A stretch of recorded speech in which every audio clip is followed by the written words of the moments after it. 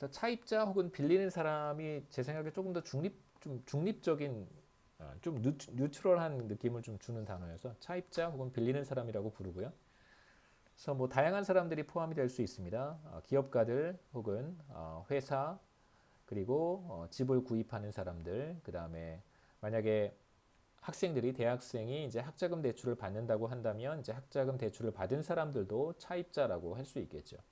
그 다음에 이제 이 차입자들이 빌린 돈, funds라고 보통 우리가 부르는데 사실 money라고 하기에는 그 의미가 너무 제한적이어서 money라고 하면 우리가 사용하고 싶은 어떤 개념이 굉장히 축소가 돼요. 그러니까 구매력을 사실 빌리는 거잖아요. 우리가 돈을 빌릴 때는 단순히 그러니까 화폐, 돈을 빌리는 어떤 그런 의미를 넘어서서 사실 구매력을 빌리는 것이기도 합니다. 그러니까 purchasing power를 빌리는 것이기 때문에 이 경우에는 사실 fund라고 쓰는 것이 보다 더 적절해요. 그래서 빌리는 돈을 혹은 펀드를 우리가 신용, 크레딧이라고 합니다. 아까도 말씀드렸듯이 가계 신용은 사실 가계 부문에서 얼마만큼의 돈을 빌렸는가를 뜻하는 것입니다. 뭐 많이들 알고 계실 거라고 생각하고요. 그래서 빌린 돈이 크레딧이에요. 자, 크레딧 마켓이라고 하는 것은 바로 뭐 많은 기업들, 많은 사람들 혹은 뭐 다수의 가게들이 실제로 은행으로부터 대출을 받는 그런 시장이기도 하고요.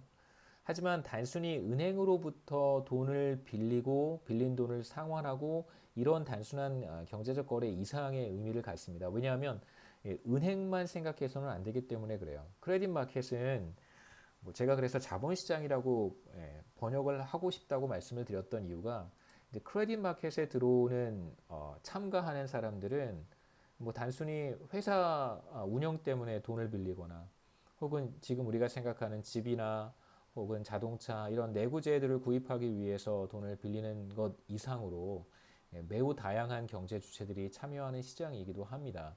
그래서 non-bank institutions, 그러니까 실제로 우리가 생각하는 시중 은행들이 아닌 그런 다양한 금융기관들이 들어와서 돈을 빌리기도 하고요. 그러니까 뭐 그 다양한 금융기관들이 존재하잖아요. 뭐 투자 자문회사도 있을 수 있고 그 다음에 뭐죠 저기 사모펀드 이런 데서도 들어올 수 있고요. 뭐 다양한 투자 기관들에서 들어와서 증권회사에서 들어올 수도 있고 다양한 기관들이 들어와서 돈을 빌리고 빌려주는 그런 역할들을 합니다. 그렇기 때문에 단순히 우리가 이것을 은행과 기업, 소비자들만 참여하는 시장이라고 보기에는 시장이 훨씬 더 크다는 뜻이죠. 그런 의미에서 저는 사실 자본시장이라고 부르는 걸 더 선호합니다. 근데 이제 여기에서 제가 왜 교과서에서는 자본시장이라고 부르지 않냐면요. 그 자본시장의 핵심적인 요소가 무엇이 있냐면 기업들이 주식을 발행할 수 있는 시장이어야 돼요. 그 다음에 채권도 발행할 수 있는 시장이어야 됩니다. 근데 주식을 발행하거나 채권을 발행하는 것을 이제 우리 24장에서는 구체적으로 살펴보진 않아요. 주로 이제 돈을 빌리거나 빌려주는 그러한 경제 거래만 이루어지기 때문에 사실 자본시장이라고 보기는 좀 어려운 측면이 있는 것이죠. 주식과 채권에 대한 구체적인 설명을 우리가 하지 않기 때문에 또 그런 측면이 있습니다. 그런 금융 거래가 있어야지만 우리가 자본시장이라고 부르긴 하거든요. 여하튼 뭐, 크레딧 마켓 뭐 좋습니다. 우리가 계속해서 이제 보려고 하는 것 중에 이자율과 이제 명목 이자율, 실질 이자율에 대한 이야기를 이제 이어서 봐야 되는데요. 우선 간단하게 이자와 원금에 대한 이야기를 해보겠습니다. 자, 우리가 돈을 빌리면 그것에 대한 당연히 원금은 갚아야 되고요. 되돌려 줘야 되고 그것에 대한 어떤 사용료를 지급을 해야 되는데 지불을 해야 되는데 그걸 우리가 인트레스트라고 얘기를 합니다. 이자죠, 이자. 그래서 실제로 우리가 빌린 돈, 그걸 원금, 프린시플이라고 하고요. 원금이고요.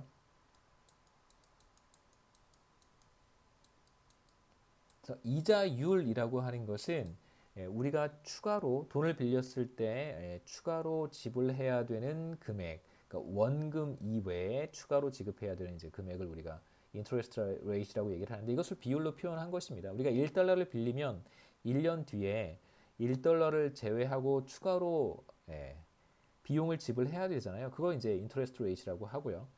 이제 저는 이런 표현을 사실 더 좋아하는데 만약에 제가 100만 원을 지금 빌린다면 1년 뒤에 제가 100만 원의 원금을 갚으면서 얼마만큼의 이자를 지급을 해야 되잖아요. 예, 그때 이제 제가 추가로 지불해야 되는 금액을 이자율이라고 하는데 자, 이제 시간의 개념을 한번 도입해 보겠습니다. 지금의 100만 원과 1년 뒤에 100만 원은 분명히 달라요. 그 가치가. 왜냐하면 제가 100만 원을 빌렸을 때 1년 뒤에 되돌려 줘야 되는 것은 100만 원 이상이기 때문에 그런 것이죠. 그래서 지금의 100만 원은 1년 뒤에 100만 원과 그 가치가 다릅니다. 그러면 두 가치의 차이가 바로 무엇일까요? 이자율이라고 할 수 있어요. 그래서 시간의 가격, 어떤 화폐의 시간 가격이 바로 이자율이다. 이렇게 이해해도 좋습니다. 그래서 이자율이라고 하는 것은 단순히 돈을 빌리고 빌려줄 때 적용되는 어떤 뭐 가격 혹은 뭐 코스트, 비용 이렇게 이해하는 것도 좋고요. 그 다음에 이제 거시경제학을 하실 때는 시간의 개념이 중요합니다. 시간에 따라서 가치가 달라질 수 있기 때문에 그래서 오늘의 100만 원과 내일의 100만 원은 다른 가치를 갖는 거예요. 그래서 오늘의 빵 한 조각과 내일의 빵 한 조각의 가치가 다르듯이 마찬가지로 오늘의 100만 원과 1년 뒤의 100만 원은 그 가치가 다릅니다. 그 가치의 비율이 혹은 교환 비율이 바로 인터레스트 레이트라고 할 수 있어요. 여기서 이제 뭐 더 깊은 얘기는 하지 않고 간단하게 이자율에 대한 우리가 상식적으로 알고 있는 수준에서만 이자율을 한번 생각해 보겠습니다. 그래서 이자율을 우리가 또 어떻게 얘기를 하냐면요.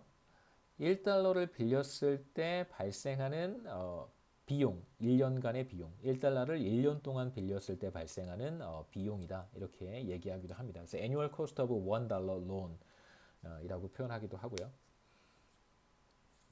그래서 우리가 가정을 해보겠습니다. $1만큼을 1년 동안 빌려요.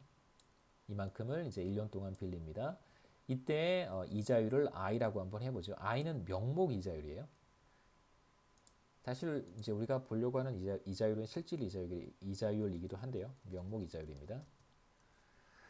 자, 명목 이자율 I로 L만큼을 빌리는 경우를 생각해 보겠습니다. 1년 뒤에 우리가 갚아야 되는 것은 원금, 빌린 돈을 갚아야 되고요. 그 다음에 이제 이자율 I를 곱해서 이자, 이게 이자가 되겠죠.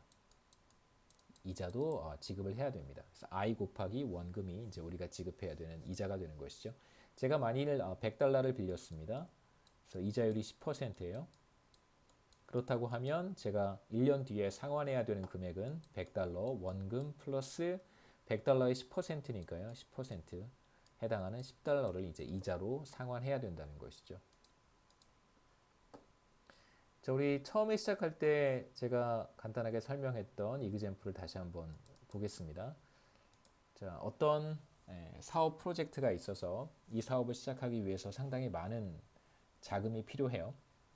그래서 50만 달러의 사업 자금이 필요합니다.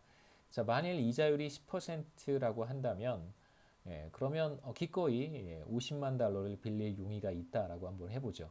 그래서 빌릴 용의가 있다는 것은 무슨 뜻이냐면 사업을 통해서 기대하는 수익이 이자 비용보다 더 높다는 걸 뜻하는 것이죠. 그러니까 당연히 10%의 이자를 10%에 해당하는 이자를 지급하고서라도 50만 달러를 빌릴 용의가 있다 이렇게 생각해 볼 수 있습니다. 물론 여기에 이제 그런 내용까지 들어있는 것은 아니지만요.